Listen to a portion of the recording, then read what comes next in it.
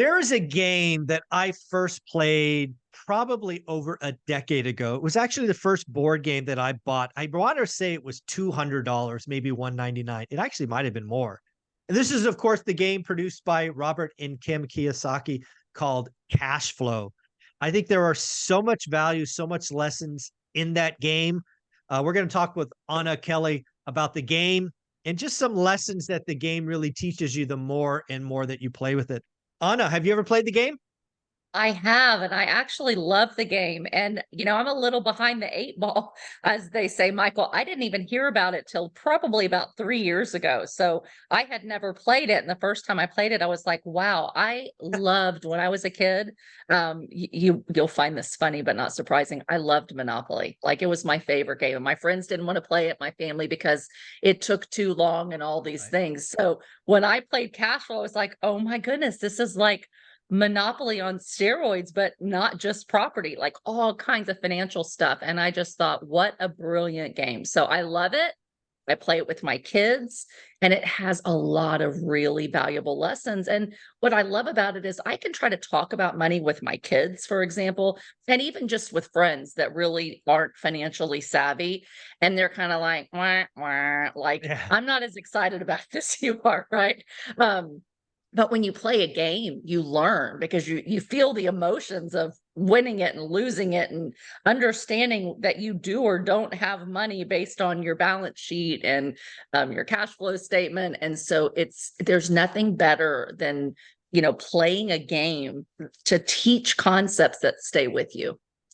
Yeah, there's so much values in the game. And again, I've probably played that game 100 times, if not more. I really Wow. think as a player, you go through kind of evolutions, right? And again, you and I have a finance background. So you and I were likely comfortable with, hey, you got a balance sheet and an income statement. And you make decisions and things change, right? You got to you got to do debits and credits and all of that stuff. Yeah. But for most people, that exercise is the first time they've ever thought about making a investment decision, a doodad, having a family, whatever it is, right? There are things that happen in the game that cause both of your statements to change.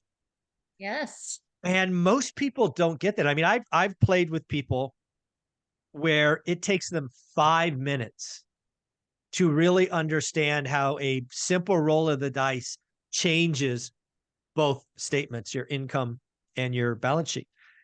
But what may have taken them 5 minutes the first time, by the time it's their 10th or 15th roll, it's maybe 3 minutes. And Yeah. then it's 1 minute. And then they're like, at some point there's this like light bulb. So that's the first. I mean, I just love watching people who don't understand money play the game, Yes. going from totally confused to, oh, if I take it lower here and I got to add it over here. And I'm like, Right. Right. And it's why? amazing. And having been in private banking, it's been 1998, I think, when I left Bank of America and went to AIG. But, we worked with very, very wealthy clients primarily, but we also did have some come into the bank who might have had really good incomes and they were starting to save some money. And when we went through with them, a balance sheet, most had never seen them. They never thought Yeah. about their net worth. So for people that might be listening that don't, basically your balance sheet, companies use them, but we really should all have one too. It's like a personal financial statement if you've ever had to fill it out for the bank. And it shows basically all of your assets, the things that you own that have value, and all of your liabilities, the debts that you have. And if your assets are not more than your liabilities, no matter how much money you make, you're bankrupt. You're Yeah. insolvent. You have a negative net worth, which means you have to keep working because you owe, and don't have the collateral for those debts. And so just that one simple concept, if people can understand, where are you really financially? If you make $250,000, and I've seen this in real life, if you make $250,000, but you say, I still live check to check like 70% of Americans, and you go, where did all my money go? I just don't know.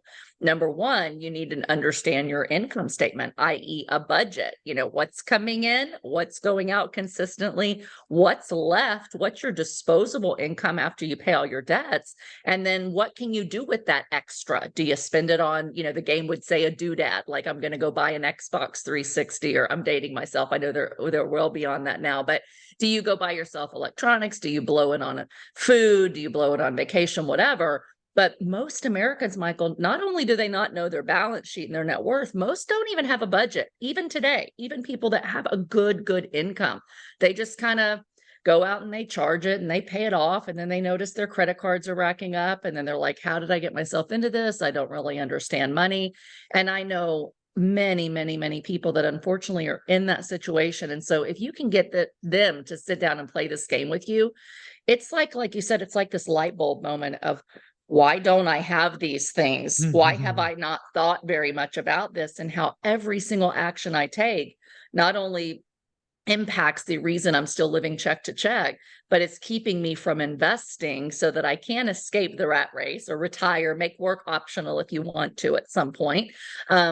And, how does that impact my net worth if I ever want to go buy an investment and the bank's going to say, sorry, you make a lot of money, but you have nothing to show for it and you're upside down. So it's an incredibly powerful tool and a really fun game.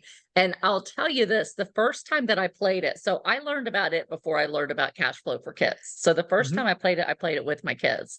That was probably a little bit of a mistake because they had no concept. But listen, I was playing with like a 9-year-old and an 11-year-old, a 14-year-old and a 17-year-old. The first time we did it, we were at our beach house in Ocean City, Maryland. And they were like, this is too hard. I don't get it. I was like, listen, you can get it. If you can do hard geometry and hard science, you can do this too. And I ended up paying them. I made it real money. I said, whoever lasts for the whole game, no whining and complaining, whoever lasts, I'm going to pay money. And whoever wins gets more money. And one by one, my oldest dropped out. My second oldest dropped out. My third oldest, he was 11, I think, stayed in, and my 9-year-old won. And they both got money, and they were so excited because I made it real and they won real money that they wanted to play it again. But it took probably 4 hours to get through it with little kids the first time. But it excited them about learning about money, where before, no matter how many piggy banks they had and all kinds of things we tried to do, it excited them to go, wait, you can buy, like if I spend this money on doodads, I have nothing left. And then you talk about how many hours do you have to work to get that back, So it's just such a cool game, whether you're, 9 or whether you're 79, you can learn and you can enjoy it. And it can make a real difference in your life. And that's the thing that I loved about it. Just something I thought about just now. But when I was a kid, I didn't have any money, but I loved Monopoly. I loved the idea of having enough money that I could buy out like everything in town, all the houses and whatever. And even though I didn't have any money, and I don't know that it necessarily was like a connection point for me, but because I knew and loved Monopoly so much, and I understood that if I have more money, I can buy more assets. I didn't really understand that concept at the time, but I knew I'd be rich because I'd own a bunch of property. So the first time I was in private banking, and I had already gone through all the financial advisory training and talked to people about money and assets. The first time a wealthy investor said to me, I make way more than that, what we were offering on a CD and an annuity in my real estate investments. It was like, oh, real estate. Yes. Wealthy people in real estate. And it was that light bulb that I need to go do this. I learned about Monopoly. Now I need to go buy an asset. I need to go buy. And so I bought my first real estate property from that conversation. But I think those seeds were planted in my mind from years and years and years of being really obsessed with Monopoly. And so I think it can do the same for people that are playing that game. Like, wow, I'm so missing out on the potential of what I could do, because you're playing a game that's teaching you what your optionality is with money. What can you do with it besides the American dream that you've been sold, which is just accumulate stuff, go into debt, and one day you'll pay for it. Right? Yeah, I couldn't agree more. I mean, there's so many more lessons in the cash flow game. It starts with you picking a career, right? Yes. I don't know if you've, Powerful. I talked about the evolution. So I played this game so many times. I've actually, so this is crazy. One of the last times I played the game, I did it with a buddy who was equally excited about it. And I think we were both doctors, in which doctors were like the highest income. Yes. And then we did it again as teachers, I think, which was one of the lower incomes. We got out of the game as teachers in 11 minutes. The doctors took us 75 minutes. And these Wow. are, I mean, we were quick, we were fast, we were doing all these things. Again, some of it's the roll of the dice and all of that. But the point of the thing is, it's not about the income. It's not the income. I like, my favorite question to high school seniors is, can you live on $2,500 a month? If the answer Right. is yes, and it's true, you could be financially free in 5 years or less. Right.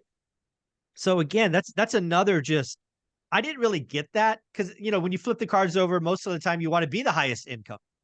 But Right. I saw time after time after time, the doctors, the lawyers didn't win because they have so much life expenses they have to catch up. Yes. It's And the hard. debt to get that degree. And, I lived that as we've talked about, my story on our show. Like when my husband and I got married, I'll never forget, it was 116,000, almost $117,000 for chiropractic college that we had school loans for. And they were about 8.25% interest. So it was high. And it took us years just to pay off that debt.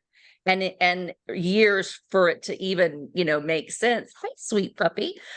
Years He for never it to even make sense. Happy never does this. So I just wanted to have Happy have some Oh, screen time. Happy is growing up. Happy is so sweet. Yeah, yeah. Makes me want a Sorry. second puppy.